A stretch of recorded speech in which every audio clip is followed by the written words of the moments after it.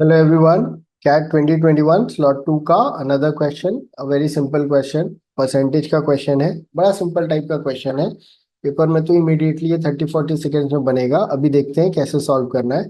तो बोल रहे हैं बॉक्स, एक बॉक्स है उसमें 450 बॉल्स हैं जो कि वाइट या ब्लैक है। अब मेटलिक वाइट बॉल्स उतने ही हैं जितने मेटलिक ब्लैक बॉल्स हैं। ठीक है, अब अपने को कुछ कुछ कंडीशंस और आ गई। ठीक है, if 40% of the white ball and 50% of the black ball are metallic, then the number of non metallic ball in the box.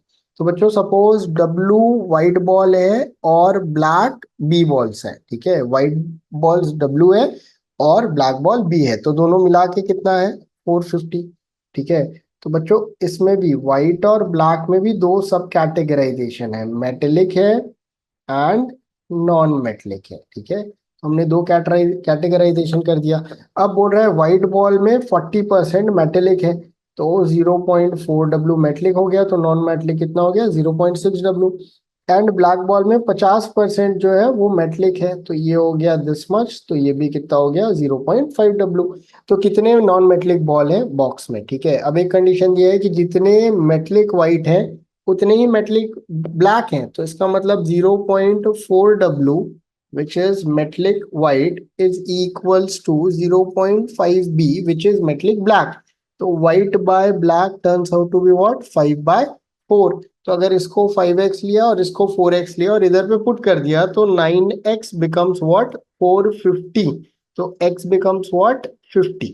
Clear? तो इसका मतलब व्हाइट बॉल जो थी वो थी हमारी 5 into 50 विच इज 250, और ब्लैक बॉल जो थी वो थी हमारी 4 into 50 विच इज 200। अब नॉन मैटलिक व्हाइट निकालना है, तो नॉन मैटलिक मतलब 0.6 डब्ल्यू। 0.6 into 250, तो ये हो गया 150 balls of such kind, right? And similarly 0.5 of black, तो ब्लैक नॉन मेटलिक आ गया, तो 0.5 into 200 which turns out to be what? 100।